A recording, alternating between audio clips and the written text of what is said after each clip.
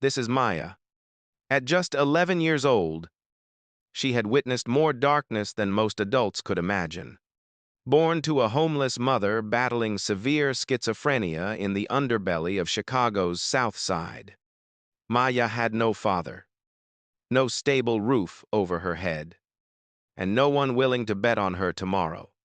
She attended elementary school for barely 18 months before the social worker who had advocated for her placement transferred to another state. Brilliant but invisible. Forgotten yet extraordinary. But one afternoon, everything shifted. She encountered Olivia, the daughter of one of America's most powerful women. Enrolled in the most prestigious academy money could secure, yet drowning in her own struggles to comprehend even basic lessons. And it was Maya, the girl with worn sneakers and second-hand clothes, who became her unlikely tutor.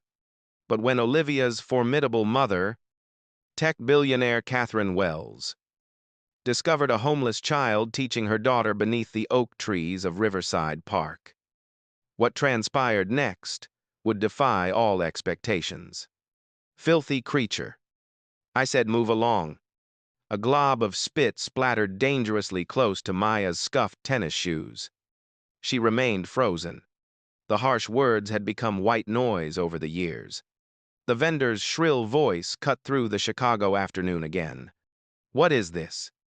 A garbage dump? You and that crazy lady better disappear before I call the cops."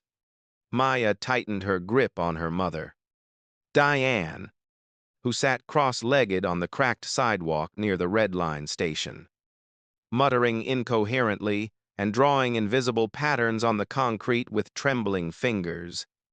Her stained jacket had slipped halfway off her shoulders, revealing bruises and dirt. But Diane existed in another dimension entirely, one populated by voices and visions only she could perceive. Pedestrians streamed past. Some slowed their pace. Some stared with a mixture of pity and disgust. One woman in yoga pants stopped, pressed her lips together, shook her head slowly, and continued toward Whole Foods. Nobody intervened. They never did. Maya was 11 years old, but the streets had carved decades into her spirit. She no longer shed tears when strangers hurled insults. Daughter of a psycho. Gutter rat. Cursed kid. She had cataloged them all. What wounded her more deeply was the hollow sympathy, the kind that came with a regretful headshake but no extended hand. Her mother had once been beautiful, Maya believed, though she had no photographs to confirm it. On increasingly rare lucid mornings, Diane would hum old Motown melodies and call Maya her little sunshine. But those moments were like comets, spectacular and fleeting, gone before you could truly appreciate them. Most days, Diane could not recognize her own reflection. She would scream at windows, throw pebbles at shadows, flee from demons that existed only in her fractured mind. Maya had no father, not even a name, not a single memory. "Who's my dad?" she had asked once. Years ago, Diane had stared at her with vacant eyes and whispered, "I don't remember. Baby. Maybe he was the wind. Maybe he was nobody." That conversation never reopened. They slept beneath an abandoned bus shelter near Garfield Park. When rain fell, they got soaked. When summer blazed, they roasted. Their mattress was flattened cardboard boxes. Their blanket was the sound of distant sirens. Maya had stopped dreaming of better days. Survival had become her only fluent language. Each dawn unfolded identically. Diane, waking in terror, clawing at invisible insects. Maya would embrace her, rock her gently, whisper, "It's me, Mama. It's Maya. I'm here." Then she would carefully clean her mother with baby wipes stolen from a gas station restroom. brush the tangles from her hair, and guide her back to their regular corner where they panhandled. Her mother sat. Maya watched. That was their existence. Occasionally, strangers dropped quarters. More often, they dropped judgment. Mama, please don't talk today. Okay, Maya whispered that particular morning, adjusting her mother's hood to shield her face. Just sit quietly. Just be calm. But Diane suddenly leaped to her feet and shouted at a passing taxi. They stole my wings. Check your trunk. Give them back. The driver honked aggressively and swerved. Maya felt her face burn with shame. She turned and locked eyes with a schoolgirl across the intersection, immaculately dressed in a private school uniform, carrying a designer backpack. The girl stared for a heartbeat, then quickly averted her gaze, whispering to her companion and giggling. Maya studied her own legs, coated in grime, her fingernails jagged, her hands chapped from the cold, her stomach growling insistently. But she had learned to ignore it. Hunger was her constant shadow. Still, beneath the hardship, she dreamed. She dreamed of sitting in an actual classroom, raising her hand when teachers asked questions. She dreamed of wearing a clean uniform, writing in pristine notebooks, reading books that were not water-damaged or torn beyond recognition. She dreamed of someone, anyone, speaking her name with respect instead of contempt. But who would invest in educating the daughter of a schizophrenic homeless woman? Who would care about a girl whose mother chased pigeons because she believed they carried secret messages from the government? Nobody. And yet, Maya continued hoping. She observed children passing with their monogrammed lunch bags and neatly braided hair, and she whispered to the universe, someday I'll sit in a real classroom. Someday I'll escape this cursed corner of Chicago. Someday my mother will smile with recognition and remember my name. But as she reached into her pocket to count the dollar bill and handful of coins they had collected that morning, she heard a man shout from his car window, "Get a job, you bums." Maya did not react. She simply held her mother closer and whispered, "God help us." It began with a sandwich and chips. Maya had been crouching beside her mother near the merchandise mart that afternoon, her stomach twisting itself into painful knots. Her mother was experiencing one of her silent episodes, simply rocking rhythmically like a metronome, eyes unfocused, lips moving soundlessly. That is when Maya noticed a woman observing her from across the plaza. The woman stood behind a food cart, one of those gourmet mobile operations with a striped awning, stainless steel counters, and the unmistakable aroma of fresh coffee and grilled sandwiches. She was blonde, probably in her early 40s, dressed in jeans and a simple cashmere sweater. There was something in her expression, something that transcended pity. Maya looked away. Uncomfortable. She despised being studied like a zoo exhibit. Minutes later, the woman crossed the plaza and stood before her. "What's your name, sweetie?" she asked gently. Maya stared at the pavement, then whispered, "Maya, where's your mom?" Maya gestured toward the woman beside her, who was now singing to an empty plastic bottle. The woman's expression softened with understanding. "She's ill." "Isn't she?" Maya nodded silently. "When did you last eat?" Maya did not answer. Rather than pressing further, the woman extended a paper bag. "Here, eat this." Maya hesitated. Strangers did not offer food without expecting something in return, something she absolutely refused to provide. "Don't worry." The woman smiled warmly. "I'm not like those other people." That was the first time she met Sarah. The sandwich was warm, the bread soft, the turkey fresh. Maya had not tasted real meat in months. That same evening, Sarah returned with bottled water and a package of wet wipes. "What's your story?" "Sweetheart," she asked as she helped Maya clean her hands. Maya told her everything. The mental illness, the shelters that turned them away, the elementary school she used to peek into through the fence, the constant hunger, the persistent hope, the relentless dreams. She did not cry, but her voice fractured around the edges. Sarah wiped her hands with a cloth napkin. "Tomorrow, come to my cart. You can help me serve customers. In exchange, I'll feed you properly. Deal?" Maya nodded so vigorously she nearly gave herself whiplash. The next day, Maya appeared. She wiped down tables. She washed dishes in a plastic basin. She served customers with a shy smile, and she observed Sarah meticulously. How she interacted with people, how she operated her small enterprise with quiet confidence and fierce independence. One afternoon, Maya sat behind the cart writing numbers in the dirt with a stick. Sarah leaned over and asked, "Where did you learn mathematics?" Maya responded, "From watching the school near Union Station. I memorized everything the teacher wrote on the board through the window."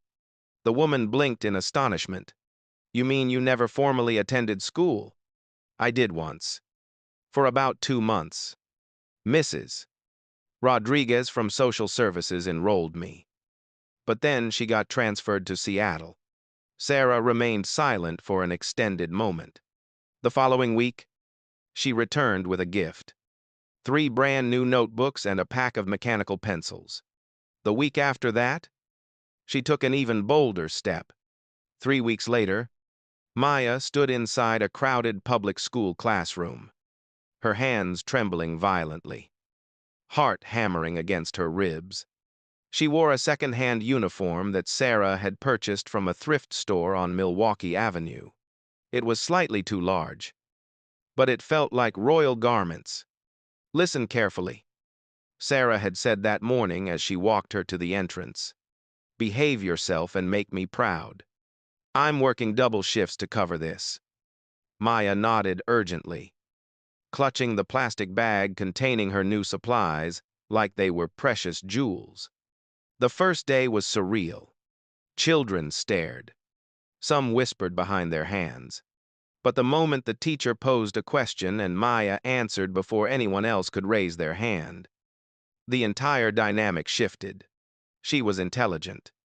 Exceptionally so. She answered questions that stumped older students.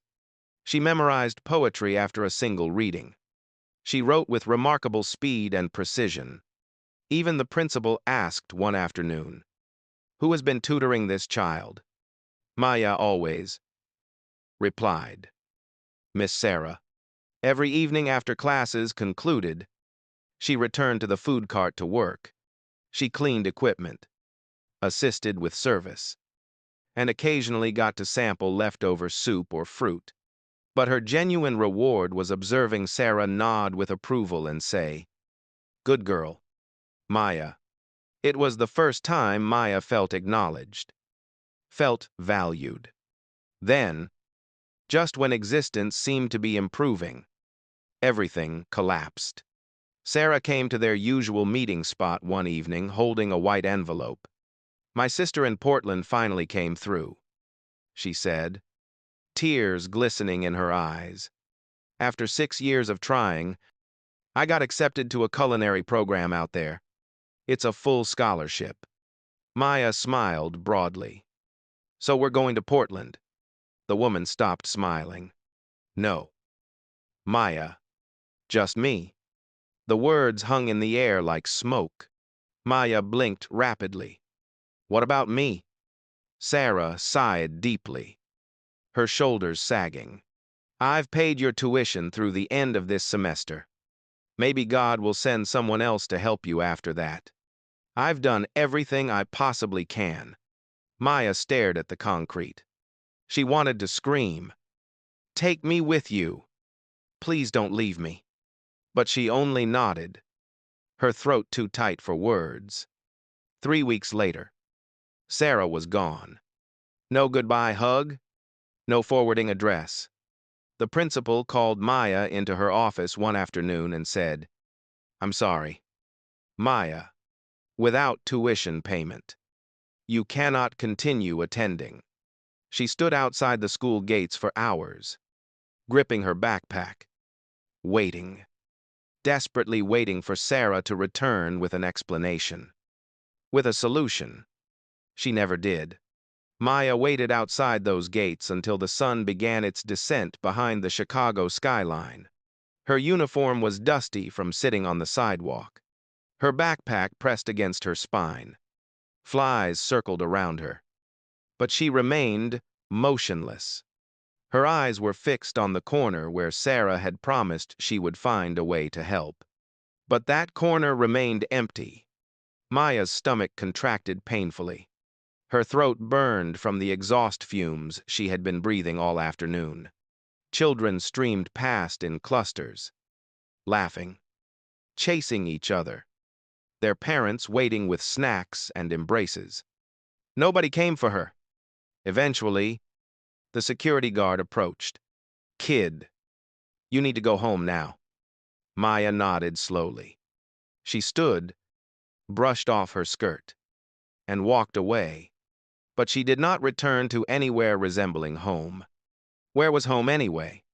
The abandoned bus shelter where she and her mother used to sleep now housed a group of addicts who had threatened her with a knife the last time she approached. The corner near the bakery where Diane used to panhandle was now controlled by two aggressive men who sold drugs and assaulted anyone who encroached on their territory. The streets had transformed during her brief time in school. The only constant was her mother, still psychotic, still barefoot despite the cold, still conversing with hallucinations and phantoms in the air. When Maya located her near a dumpster behind a restaurant that night, Diane was attempting to feed a dead rat with soggy French fries soaked in dirty rainwater. "Mama, it's me. Let's find somewhere warm," Maya whispered, but her mother only hissed and struck her across the face. Maya wiped the blood from her split lip with the back of her hand and sat down beside her anyway. They spent the night huddled on the pavement, surrounded by broken glass and mosquitoes. Her mother laughed in her sleep. Maya did not sleep at all. The next morning, she wore her school uniform again. She tied her books in a plastic grocery bag and walked back to the school. She waited outside the entrance. Maybe they would reconsider. Maybe someone would intervene. But when the principal passed through the gates, she paused and frowned. "Why are you here again? I told you clearly. No tuition. No attendance. I'll pay somehow. I will." Maya stammered desperately. "How? You and that mentally ill woman don't even have food." The words struck like a physical blow. Teachers walked past. Parents stared. Maya's cheeks burned with humiliation. "Please, ma'am. Let me just sit in the back of the classroom. I won't make a sound." The woman shook her head firmly. "Don't embarrass yourself further. This is not a charity operation. Leave immediately." And that was the end. The gates closed with finality. Maya sat against the brick wall and wept into her notebook until the ink blurred beyond recognition. Days melted into weeks. She attempted returning to the food cart, but it had a new owner now. Sarah was gone forever. The new operator chased her away aggressively. She sold her last pair of decent shoes for $12 and used the money to buy bread and peanut butter. Her uniform faded to a dingy gray. Her notebooks got drenched in a rainstorm one night, and the pages stuck together until all her careful notes became illegible. People stopped perceiving her as that brilliant girl. Now she was simply another street kid, another shadow on the sidewalk. One evening, while searching for somewhere dry to sleep, She saw a boy no older than 10, lighting up what was clearly not a regular cigarette. He looked at her with glazed eyes and said, "Come join us." "Girl, this stuff makes you forget you're hungry." She shook her head and walked away quickly. Her hunger was overwhelming, but her fear of becoming like those children was more powerful. She still possessed one treasure, her mind, and somehow she still believed that one day, just one day, everything would change. She could not help herself. No matter how many times they expelled her, insulted her, or humiliated her, Maya kept returning, every morning. While other children were eating hot breakfasts and packing their designer lunchboxes, Maya would find her way to the back perimeter of Riverside Academy, a private institution that resembled a palace from her side of the world. The walls were pristine white stone. The windows featured leaded glass. The students wore navy blazers with the school crest embroidered in gold thread, their names stitched elegantly onto their uniforms. She did not belong there, not remotely. But that did not deter her. There was one window, partially obscured by an ancient oak tree, that had a small ledge she could balance on. It was next to a garden area where maintenance rarely ventured. That became her secret sanctuary. From that vantage point, she could observe everything: the whiteboard, the algebra equations, the English teacher discussing Shakespeare. Maya would silently mouth the answers to herself, clutching a pencil stub like it was sacred. Her notebooks had long since been destroyed by weather, so she wrote on any scrap she could scavenge from trash receptacles: old receipts, cardboard pieces, anything with a blank surface. Each day she remained until the dismissal bell rang. Then she would vanish before someone spotted her. But one Tuesday she was not quick enough. The teacher noticed her, a disheveled girl with intelligent eyes peering from behind the oak tree. "Hey, who is that?" the woman called out sharply. Maya froze completely. A student turned, pointed with disgust, and announced, "It's that homeless girl again, the one who stalks us." The class erupted in cruel laughter. The teacher marched to the back door and yanked it open. "What do you want?" "Who sent you here?" Maya stammered. "I just want to learn. Please, I'll just listen from outside." "Are you insane? Do you think this is a public park?" "No, ma'am. But I won't disturb anyone. I promise. Go and have your mother pay tuition first." The teacher snapped viciously. "If you even know who your mother is?" Maya's lips parted, but no words emerged. The teacher grabbed a ruler from her desk and raised it threateningly. Maya turned and ran so fast she did not feel the tears streaming down her cheeks until she reached the next block. She did not surrender. The next day, she found another school, Lincoln Preparatory Academy, slightly less prestigious, but still heavily guarded. She did not attempt the window this time. Instead, she crouched outside a damaged section of the fence and listened intently. When children recited their multiplication tables, she whispered along. When they practiced vocabulary words, she repeated after them. Sometimes she even corrected them silently under her breath. One morning, a boy noticed her and threw a rock. "Freak. Go away. You're creeping us out." Maya did not flinch. The stone struck her shoulder, but she suppressed her tears. Another child laughed and shouted, "She's crazy like her psycho mom. Go learn in a mental hospital." Still, she returned the next day and the day after that. But pain accumulates weight over time.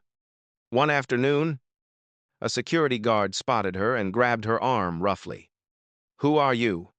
You're always lurking around like a criminal?" "I'm not a criminal, sir. I just want to learn." He did not listen. He shoved her to the ground and warned, "Next time I catch you here, I'll have you arrested." As she limped away, Maya looked up at the building. The bright walls, the desks, the technology. Everything she yearned for. Yet everything she could not access. She sat beneath a tree and began writing division problems in the dirt with a stick. When the wind erased them, she started over. That night, as her mother babbled beside her in sleep, Maya stared at the stars visible between the buildings. "God," she whispered into the darkness. "Why did you make me intelligent and then lock every door to education? Did you give me this brain just to torture me?" There was no answer. Just the distant wail of sirens and the quiet sobbing of a child, desperate for more than mere survival. The first time Maya carried a tray of bottled water on her head, she thought her neck would snap from the weight. She was barefoot. The plastic crate was filthy. The bottles were barely cold. But they were all she could obtain on credit from Mr. Kim's convenience store on Roosevelt Road. "Don't drop any," Mr.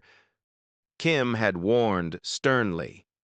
"If one breaks, you pay for it. If I see you sitting down, you pay for it." Maya had nodded obediently. She was accustomed to rules designed to hurt. She balanced the crate and stepped into the blazing sun. The Chicago streets did not care that she was 11.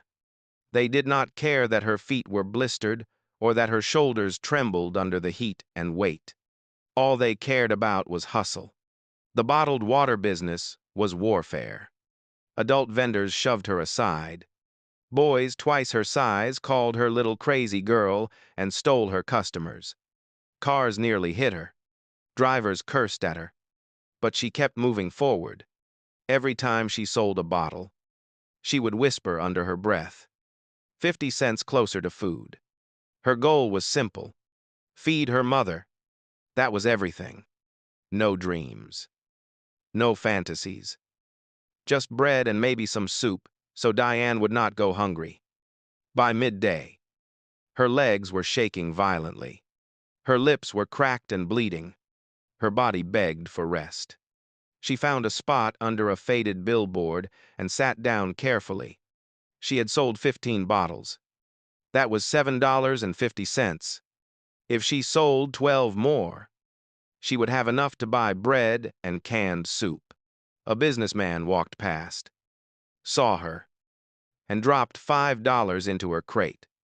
"Buy yourself something to eat, kid," he said kindly. She blinked in shock. "Thank you."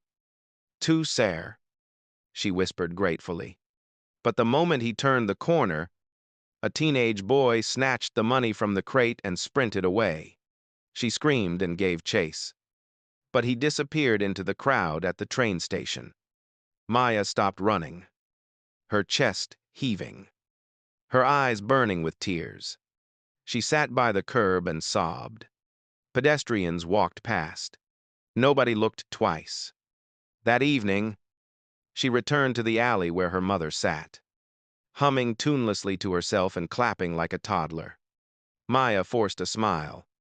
"Mama, I brought bread."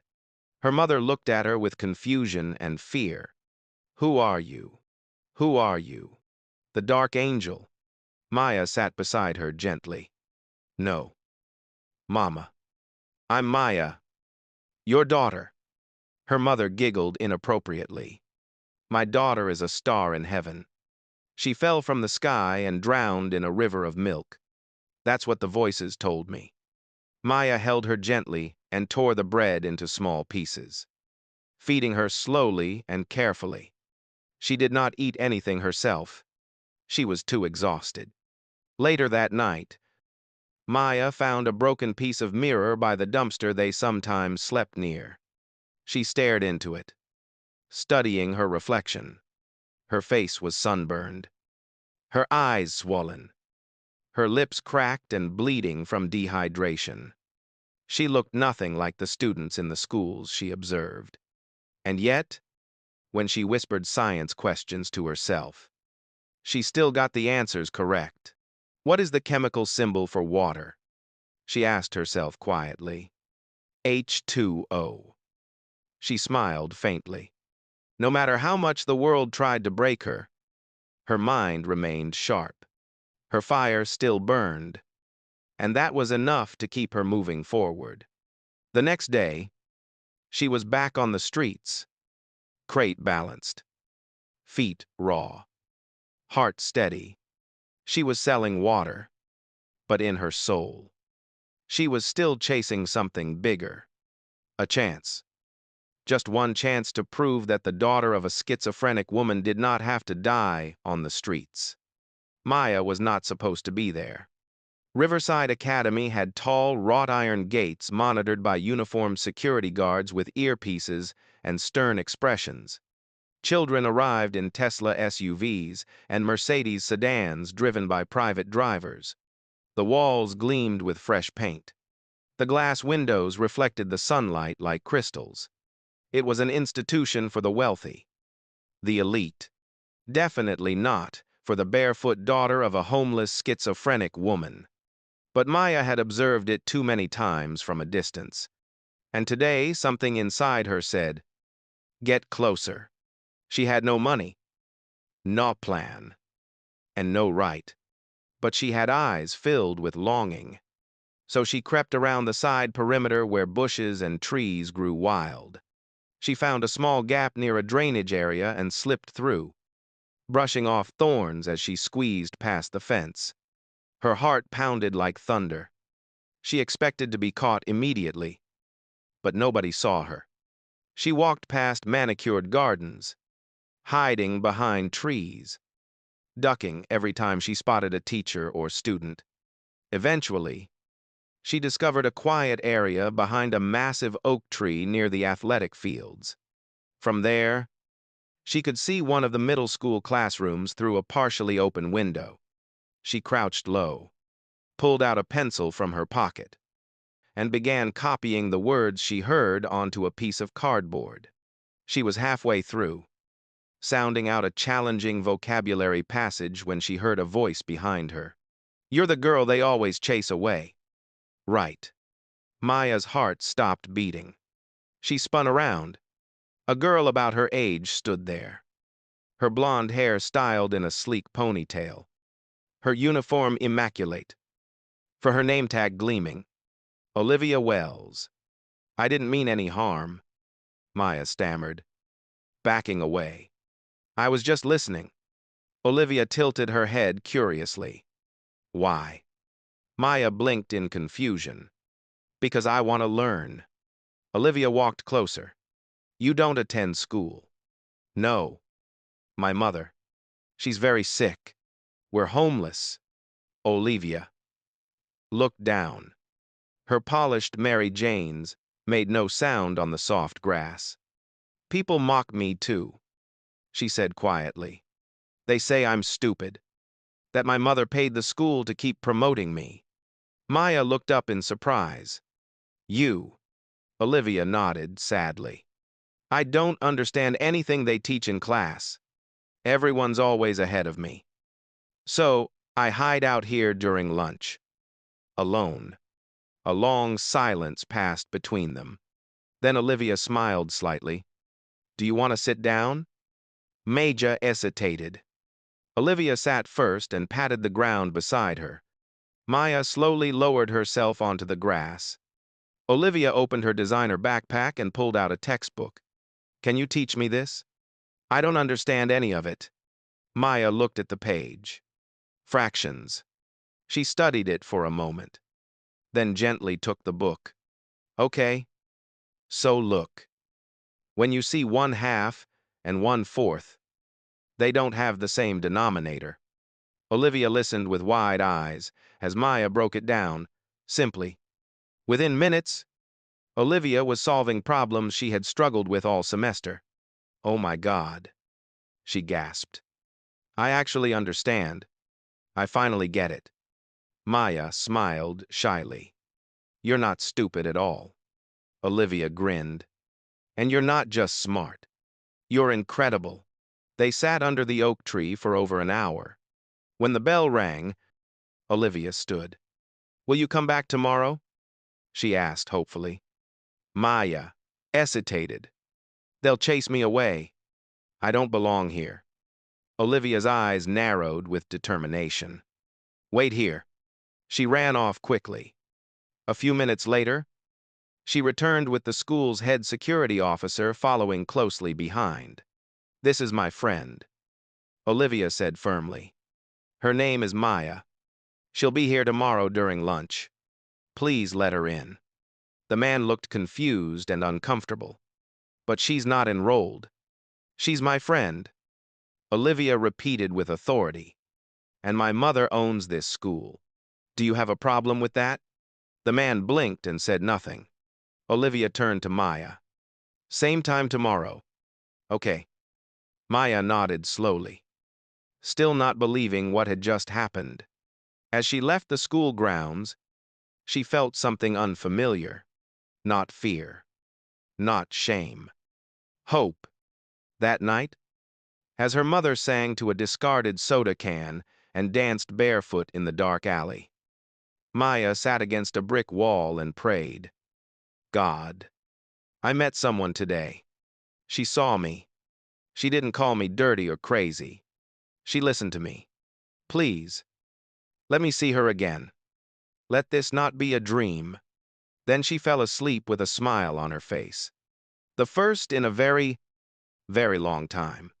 They met under the oak tree every single day. Same time. Same location. Maya came barefoot in her faded jeans and oversized donated sweater, clutching a plastic bag with scraps of paper and a pencil. Olivia came in her pressed uniform with a lunch prepared by the family's private chef. Two girls from completely different worlds. But when they sat under that tree, nothing else mattered. Their friendship grew like a fire in winter. Olivia laughed more now. She paid attention in class. Not because the teachers suddenly made sense, but because Maya did. Don't read it mechanically, Maya would whisper. Read it like you're talking to your best friend. Olivia tried, stumbled, then tried again. And when she succeeded, Maya clapped with genuine joy like she had won an award. Olivia's eyes would shine. Nobody ever celebrates me, she once confessed. Maya blinked. But you're rich. Don't people celebrate you constantly? Olivia shook her head. Only when I look pretty or when my mother hosts galas. Not when I get answers right. Not when I actually accomplish something real. That day, Maya held her hand and said something she never thought she would say. You deserve so much more. Olivia did not say anything. She just held Maya's hand tighter. One afternoon, as they shared Olivia's gourmet sandwich and fruit under the tree, Olivia asked, Do you have a best friend? You? Maya replied without hesitation. Olivia smiled. Me too. Then her smile faded. Maya, what if my mother finds out? What if she says we can't be friends anymore? Maya paused. Her hand hovered over the lunch container. Then you'll forget me. That's how it works with people like you and people like me. No, Olivia said sharply. I won't. She'll be furious. Maya said softly. Rich people don't want their daughters sitting with girls like me. My mother lives on the streets. Olivia. Some people say she's possessed. They think I'm cursed too. Olivia was quiet. Then she leaned forward and whispered, You're not cursed. You're magic. Maya blinked. Stunned. Magic. Olivia nodded firmly. Yes. Who else can teach better than all my expensive tutors? Who else can make me laugh when I feel like crying? Who else can make a place like this feel like home? Maya's chest grew tight. Her eyes welled with tears. But she blinked rapidly to hold them back. Magic. Olivia whispered again. That's what you are. They started sharing more than food and textbooks. Olivia brought Maya a hairbrush, a new journal, even a pair of sneakers once. Though Maya rarely wore them, terrified someone would steal them on the streets. Maya, in return, told stories, real ones and imagined ones. Stories about stars falling in love with street children, about girls who discovered schools in their dreams, and about mothers who were healed by moonlight. Olivia listened like every word was precious. And it was. For the first time in her life, Olivia did not feel alone. And for the first time, Maya did not feel invisible. But they kept it secret. Olivia did not tell her teachers, did not tell her classmates, definitely did not tell her mother. Catherine Wells, one of the most powerful and feared tech billionaires in America. She did not know how to. How do you tell a woman who ran a multi-billion-dollar software empire and appeared on magazine covers that your best friend was a street girl with no shoes? And so, under the oak tree, the two girls built a world of their own, a world where last names did not matter, where background did not exist, where a billionaire's daughter and a schizophrenic woman's child could dream the same dream together. One day, Maya did not show up. Olivia sat under the tree waiting anxiously. She checked her watch. 30 minutes. Then an hour. Still no Maya. Panic crept into her chest like ice water. Had something happened to her? Had she gotten sick? Or worse, had someone hurt her? She stood ready to run to the gate when she heard a soft voice. Olivia. She turned quickly. There was Maya, panting, barefoot, dirt streaking her legs, but smiling. "I'm so sorry I'm late," she said breathlessly. "My mom. She had a really bad episode. Ran into traffic. I had to pull her away before she got hit by a bus." Olivia rushed forward and hugged her tightly. "I thought you weren't coming.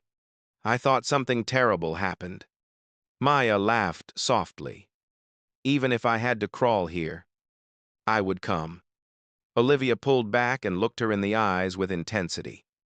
"One day, I'm going to tell my mother about you. I promise." Maya swallowed hard. What if she says no? What if she forbids us from seeing each other? Olivia smiled with fire in her eyes. "Then I'll fight her until she says yes."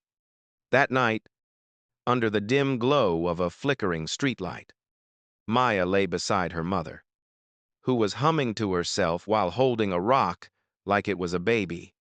Maya stared at the sky between the buildings. "God," she whispered into the darkness. "I've never had a friend before. Please don't let me lose this one." She reached into her pocket and pulled out the journal Olivia had given her. On the first page was a drawing. Two stick figures holding hands under a tree. One in a uniform. One in ragged clothes. Both smiling. Maya traced the drawing with her finger and smiled. Then she closed her eyes.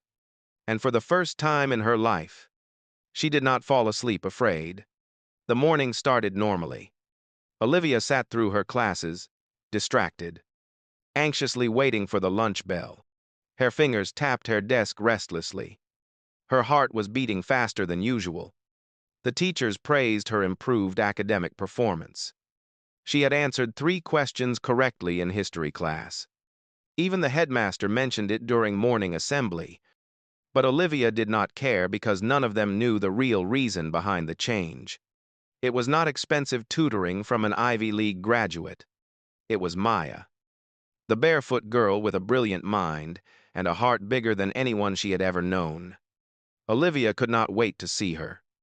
At exactly 12:30, she was already under the oak tree with 2 forks, a gourmet lunch container, and Maya's favorite cookies tucked into the corner. Then she heard it. The low purr of a black Range Rover rolling into the campus. Students turned to look. Teachers froze mid-sentence. Even the security guards straightened their postures and adjusted their ties. Olivia's stomach dropped. Mother. Why is she here? Catherine Wells did not visit the academy without advance notice. She was too busy for surprises. Her name alone carried immense weight. Her presence commanded every space before she even spoke. Olivia stood quickly, brushing crumbs from her skirt. She did not know what to do. Then, before she could react, Maya appeared, breathless, smiling, barefoot as always. I'm here, she said happily. Sorry. I had to help my mom first, but we found a shelter with showers today. But Olivia was not smiling. Her eyes were locked on the figure stepping out of the Range Rover. Tall, blonde, impeccably dressed in a tailored Armani suit and Louboutin heels. Catherine Wells. Her mother. Maya followed her gaze. Her body stiffened completely. Is that Olivia nodded slowly, her voice barely a whisper. My mother. Maya's smile vanished. Panic crashed through her chest like a tidal wave. I have to go, she whispered urgently. But it was too late. Olivia. The commanding voice echoed across the lawn. She turned slowly. Catherine Wells walked forward, followed by two assistants carrying tablets. Her eyes were sharp, analytical, confused. What are you doing out here? She asked. Olivia swallowed hard. I was having lunch. With whom? Catherine Wells looked to her daughter's side and saw Maya. A girl in torn jeans and a stained hoodie, legs covered in dirt, holding a worn plastic bag and a half-eaten cookie, her perfectly sculpted eyebrows furrowed. Who is this? Maya bowed her head. Her mouth opened, but words refused to come. Her entire body trembled. Olivia stepped in front of her protectively. This is Maya. She's my friend. You're what? She helps me. She teaches me. Catherine Wells blinked. Excuse me. Olivia took a breath and stood taller. The reason I've been doing better in school is because of her. She teaches me during lunch every day. And I understand her better than any teacher here. A long, heavy silence followed. Catherine Wells's eyes remained fixed on the trembling girl behind her daughter. Then she asked quietly, her voice like ice, Who are your parents? Child. Maya barely looked up. Her voice was dry and cracked. I don't know my father. Ma'am. My mother. She has severe schizophrenia. She lives on the streets near the train station. People call her insane. We have no home. One of the assistants shifted awkwardly. Catherine Wells's expression remained completely unreadable. You're not enrolled in school? Maya shook her head. Why not? Nobody to pay tuition. My only sponsor. She left for another state 2 years ago. Olivia grabbed Maya's hand protectively. Catherine Wells observed the gesture carefully. Her daughter holding this girl's hand like a lifeline. And for the first time, her expression softened almost imperceptibly. You've been coming here every day, teaching her in secret. Olivia nodded. I wanted to tell you, but I was scared. Catherine Wells looked at her daughter, and for once, her voice lowered. Scared of me, Olivia whispered. Scared you wouldn't let me see her again. The billionaire turned back to Maya. She flinched. I'm not here to harm you, Catherine Wells said slowly. Take me to your mother. Maya took a shaky step back. Ma'am, please don't punish her. She doesn't know what I do here. She's not well. If I have to stop coming, I'll stay away. Just please don't hurt her. I have no intention of hurting anyone. Catherine Wells said gently. I simply want to meet her. Olivia looked at her mother with surprise. Promise you won't chase Maya away. Catherine Wells stared at both girls. Two children from impossibly different worlds. But somehow they had found each other. "I promise," she said. 30 minutes later, the convoy pulled into a desolate area near the Red Line station. Trash littered the sidewalks. The scent of urine hung in the air. Maya pointed with a trembling hand. "She's there."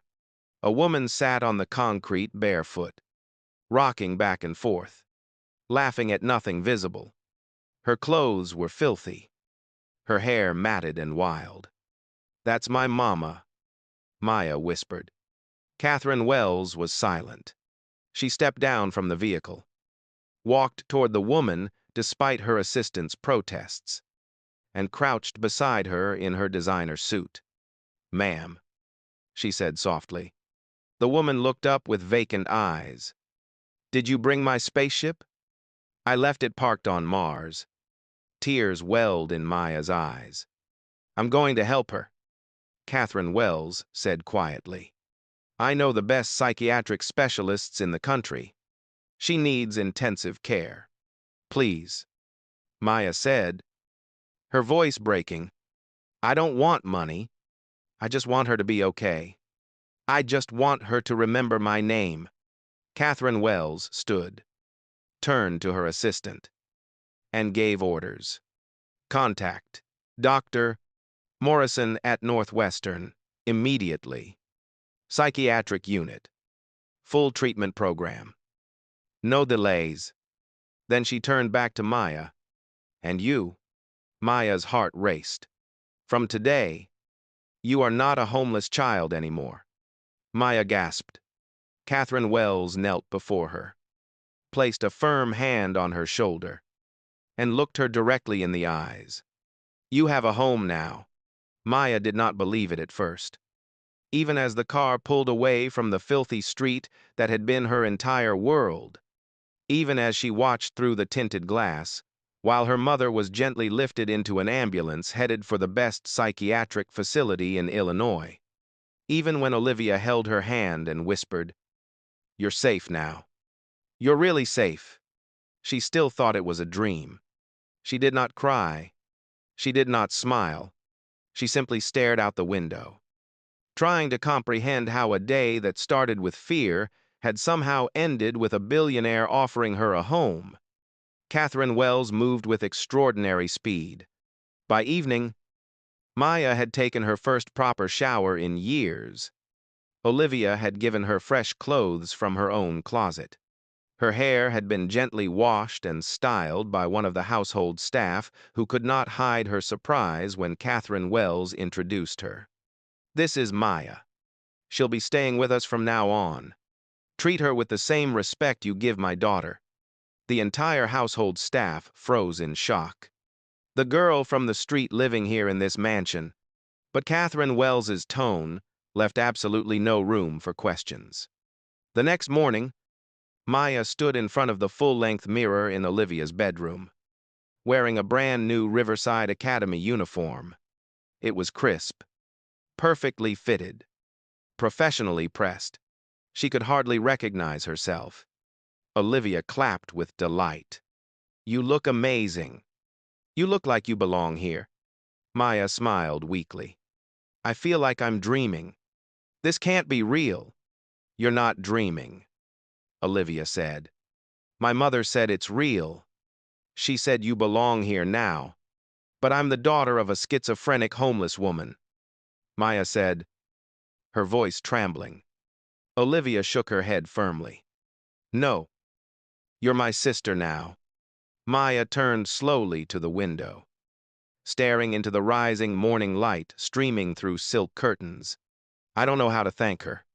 How do I even begin?" Olivia smiled warmly. "Then thank her the only way she truly cares about.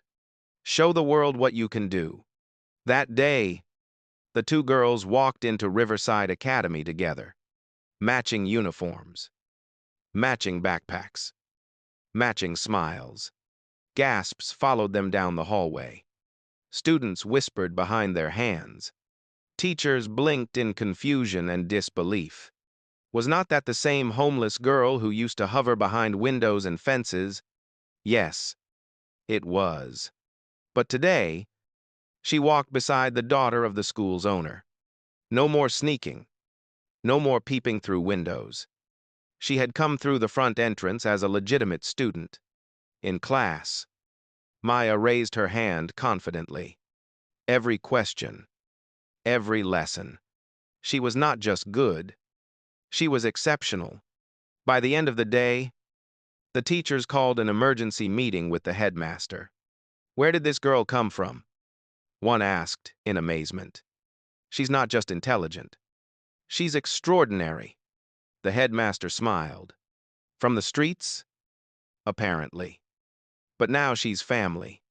Meanwhile, Catherine Wells kept her promise meticulously. Maya's mother was placed under expert psychiatric care at a private facility in Evanston. Dr. Morrison assured her that Diane's condition, while severe, was treatable with proper medication and therapy. We'll stabilize her, the doctor said confidently.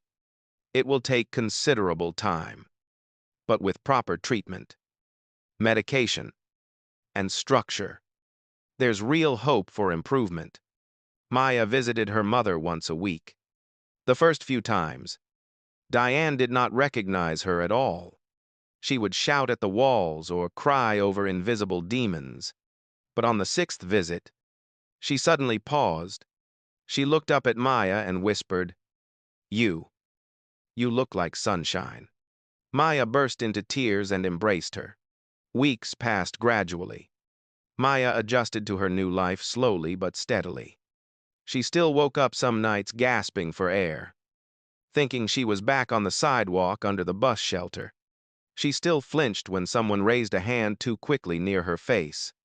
But gradually her smile became freer, her laughter more frequent and genuine.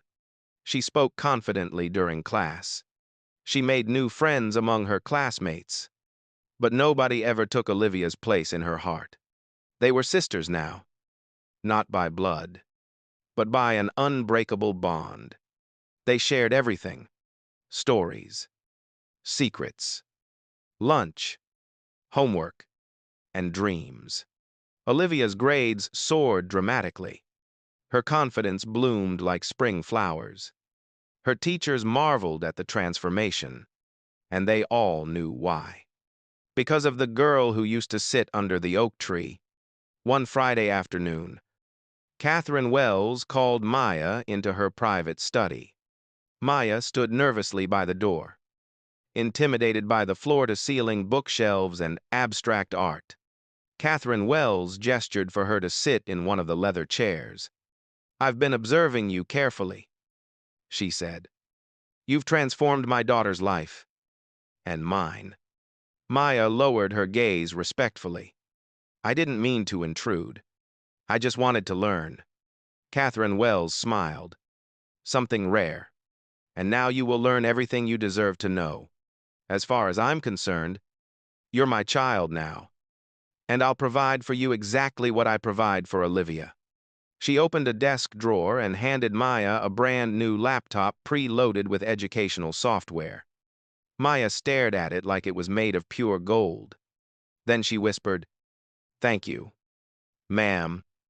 Thank you for seeing me. When nobody else did, when the whole world looked past me, Catherine Wells stood and placed a gentle hand on her head. You were never invisible, Maya. You just needed someone to look closely enough.